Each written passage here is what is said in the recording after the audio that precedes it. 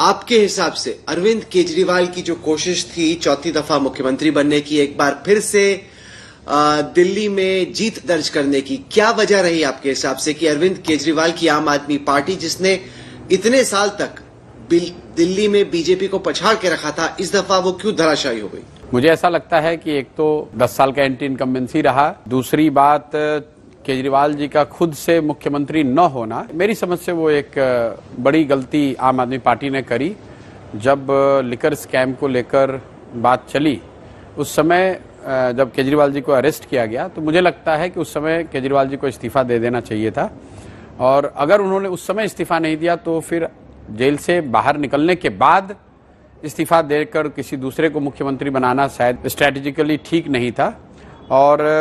पिछले मानसून में जो वाटर लॉगिंग की वजह से परेशानी हुई थी और जो सड़कों की स्थिति उसके बाद रही है, मैं उसको समझता हूं कि लोकल लेवल पे वो भी बड़ा मुद्दा रहा है। तो कुल मिलाजुलाकर केजरीवाल जी का जो पिछले 1-1.5 साल में पॉलिटिकल जो स्टांस उनके रहे हैं, इंडिया गठबंधन में जाना और फिर उससे एक तरह से निकल जाना, दूसरा जब आप पर लीगल केस हुए तो आपने इस्तीफा नहीं दिया, जेल गए तब भी इस्तीफा नहीं दिया, फिर वापस आकर इस्तीफा दे दिया तो मुख्यमंत्री भी नहीं रहे,